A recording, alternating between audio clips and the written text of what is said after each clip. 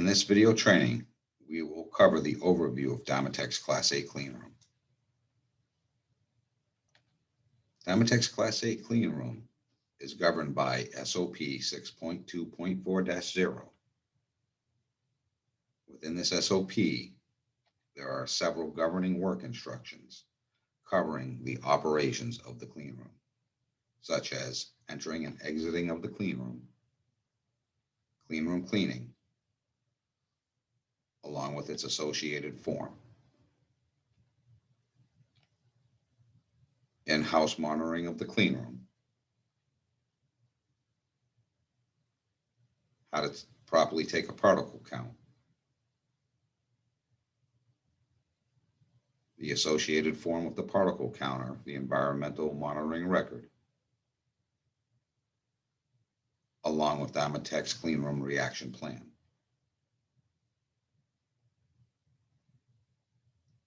There is a work instruction covering the cleanroom material handling,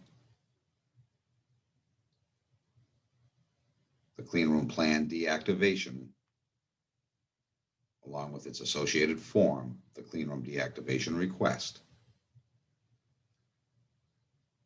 And in case of non-conforming or suspect product, cleanroom MRB procedure is covered as well. In this video training, we'll also quickly go over a section of Work Instruction 6.4-1 GMP, the glass and brittle plastic audit form.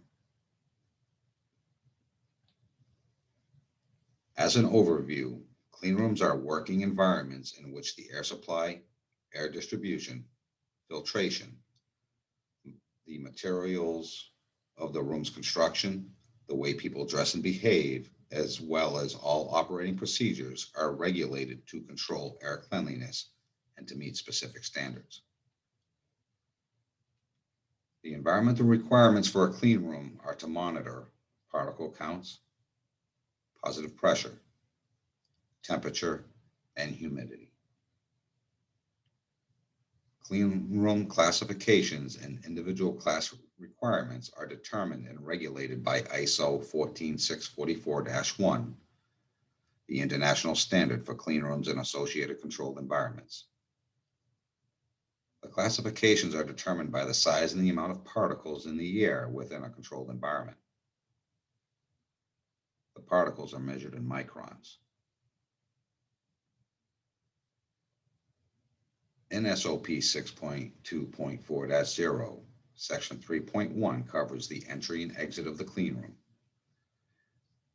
which is governed by the work instruction, entry and exit of the cleanroom, and there is an associated training video.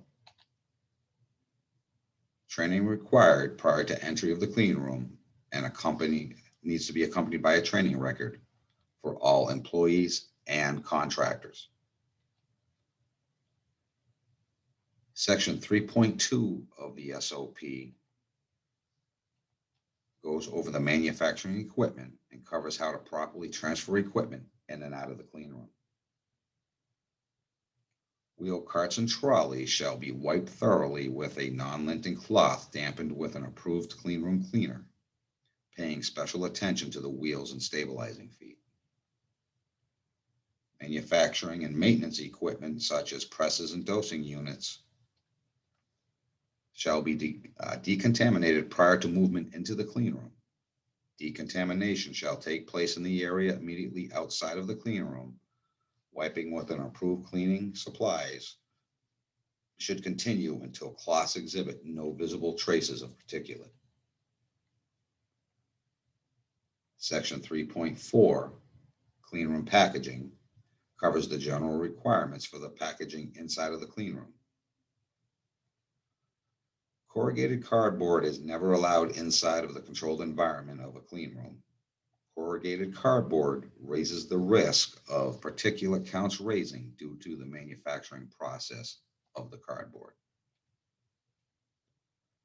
Poly bags must be free of holes, anti-blocking agents, powder, or other visual contaminants.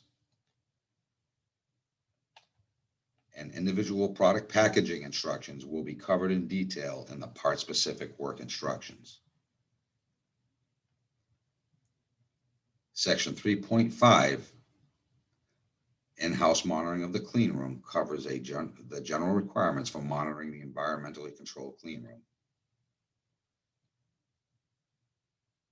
The work instruction covers the overview of the requirements. Work instruction 6.2.4-5 is a step-by-step instruction on how to properly take a particle count reading with the X-Tech VPC 300. And the Cleanrrom environmental monitoring record, form 6.2.4-7, is the Cleanrrom environmental monitoring record that needs to be filled out. There's an associated individual video training on these two work instructions and forms. Proof of being able to take a reading is required and needs to accompany the training records. Section 3.7 covers cleanroom cleaning and covers the general requirements for the cleaning of the environmental control cleanroom, which goes into more detail within the work instruction 6.2.4-6. And it is the objective evidence that the cleaning was performed is done on form 6.2.4-6. And just as the environmental monitoring, the cleanroom cleaning has an individual training video and proof of training record for all employees assigned to the cleanroom is required. Section 3.8 is Dymotek's reaction plan and covers the general requirements for environmental out-of-control situations. It covers how and what we do when the cleanroom environment has been found outside of the required limits. As a general overview of this work instruction, if the environment has been found to be outside of its limits, if production has not yet started, do not start the production. If production has already started, immediately stop production. All product at the presses and all product that has not been double bagged and previously sealed must be quarantined per SOP 8.3-0, control of non-conforming product, which is governed in more specific under work instruction 8.3-6, the cleanroom MRB procedure. Continue to test the environment until all counts fall within the determined acceptable limits. And once the cleanroom environment has returned to the acceptable levels, production may resume. The cleanroom MRB procedure itself covers how and what we do when the cleanroom product has been identified as non-conforming or in a case of quarantining product due to out-of-control environmental limits. Containment of suspect product in the cleanroom is handled a little differently than the product being contained on the general manufacturing floor. The secured MRB area for product in the cleanroom is actually done inside of the cleanroom. Once the locker is secured with the non-conforming product, there is a drop box for the key of that individual locker, and there are individual stations within IQMS to transfer the product. Cleanroom MRB is conducted during the normal MRB meetings, which is generally on Friday mornings. However, emergency MRBs can be hosted anytime during the week to disposition product if necessary.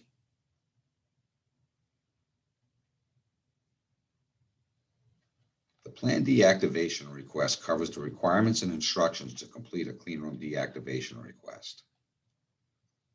This form is basically a permission slip with action items that must take place prior to deactivating the controlled environment and just prior to reactivating the controlled environment. A deactivation request is requested when there needs to be some type of work performed that either will or has a high probability of causing the controlled environmental factors to go out of their controlled limits. A few examples would be shutting down the HVAC system for maintenance, having to open both sets of large pass-through doors for equipment movement, Construction work needs to be performed inside of the clean room. Maintenance and repairs on presses or auxiliary equipment that risk causing controlled environments to go out of controlled limits.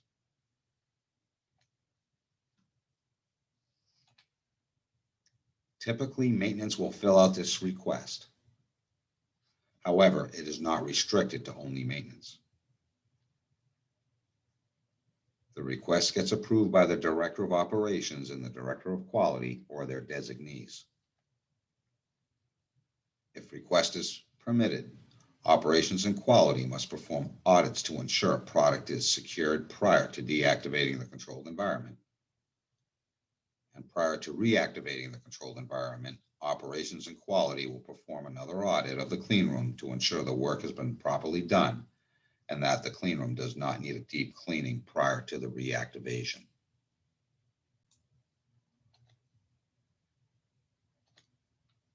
Work Instruction 6.4-1 GMP.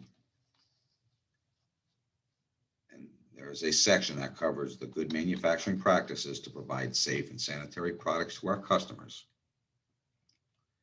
In the work instruction, there is a section on Dymotek's glass and plastic breakage and foreign object detection policy. This procedure is not unique to the clean room. However, as part of clean room training, it is important that employees have an understanding of this procedure and how to conduct themselves if there is ever an incident inside of the clean room pertaining to glass, plastic breakage, or foreign object detection. If there is an incident, production where contamination of the product is possible, plant manager, supervisor, and quality will act according to this section of the GMP work instruction, along with the clean room reaction plan, if applicable. Currently, there are 4 clean room video trainings. Clean room entry and exit, which is mandatory for all employees and contractors to enter the clean room.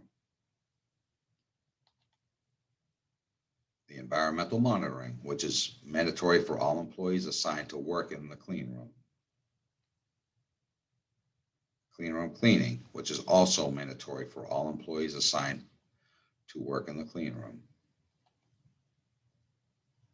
And this video that you are now watching, Dymotek's Class 8 Clean Room Overview, is mandatory for supervisors, leads, quality, maintenance, and management, and is recommended for any employee that is assigned to the clean room. Proof of training records are required for all employees who take this training. Some frequently asked questions. Can we use a vacuum to clean under the presses, or will that cause the particular account to raise? Yes, there is a shop vac with a filter in the clean room that was purchased for use inside of the clean room. Does the shop vac have a HEPA filter on it? Yes, there has been a HEPA filter purchased that was designed to go with that shop vac. A great question. What if I go to record my particle count measurements and I see the prior day was not taken? If at any time you see there has been a missed record, please notify your supervisor immediately. The supervisor will then contact the plant manager and director of operations to have this issue addressed. Leave a space where the information should have been filled out by the previous day and properly fill out the log. Do we have to wipe down all our tools when we bring them into the clean room? Yes. All tools, even if they are in your toolbox, has to be wiped down prior to entry into the clean room. At no time are tools allowed to be transferred into the clean room via the gowning room. All tools and equipment and materials are to be wiped down and then transferred into the clean room via the large or the small pass-through. Can you cover a hat with a blue hairnet? No. Hats must be removed prior to entering the clean room. What about technicians that need to use hot gloves and arm protectors? Yes, there will be assigned gloves and arm sleeves dedicated to the clean room. Backpack bags for service technicians, are they allowed? Technicians will be allowed to bring in hard case toolboxes if needed. They will still need to wipe down their tools just as our technicians do. However, soft-sided tooling bags will not be allowed in the clean room. Will there be a rack or storage for personal effects, jackets, books, etc.? No. By our own procedures, employees need to lock up their personal effects in their locker prior to entry to the gowning room. For personnel who do not have assigned lockers, example, salary personnel or personnel primarily stationed in Ellington, there will be a coat rack that they will be able to utilize. The location of this coat rack is being determined and will be communicated when finalized. When it comes to the clean room cleaning, will there be enough time to complete all cleaning tasks and attend to the press operations? Yes, daily cleaning should only take approximately 5 minutes a shift to complete. Remember, daily cleaning is ensuring you have wiped down the benches and straightened up your immediate area where you have been working and ensuring that the inspection area is not left in disarray. Weekly cleaning will take a few minutes longer and will need to be scheduled by the Director of Operations or his designee. How do we handle getting water for the mop bucket and bringing it into the clean room to mop the floor? Weekly cleaning consists of using the Swiffer style mop with changeable pre-moistened pads. If the mop bucket is needed for larger cleanup efforts, such as oil spills from a piece of equipment, that is an individual situation outside of the weekly cleaning requirement. However, if the mop bucket is ever needed, previously in this training, we quickly went over the maintenance equipment.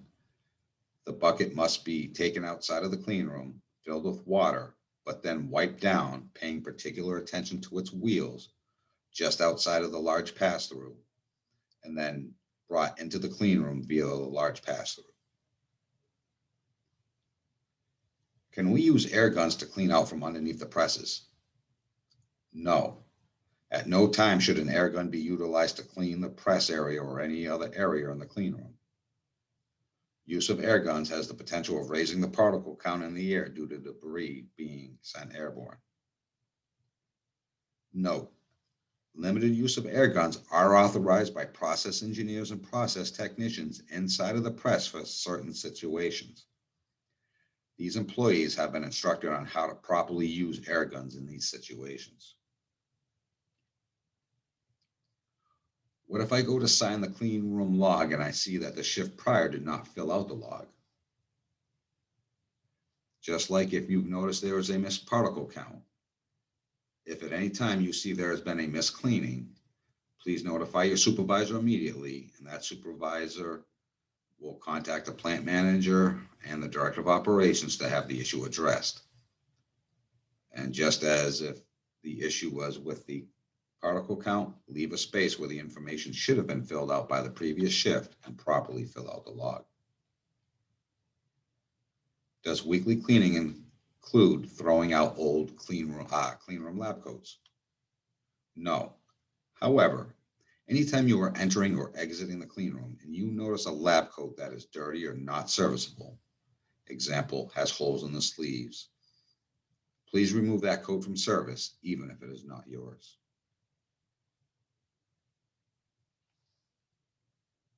After this training, there still may be some general questions. If you have any questions pertaining to this training, please do not sign the training record until you have had your questions clarified. Please contact your supervisor or your trainer, and they will get the answer to your questions. If you do understand the training that you have just received, please ensure that you have filled out the training record and have turned it in to the trainer or your supervisor. Thank you.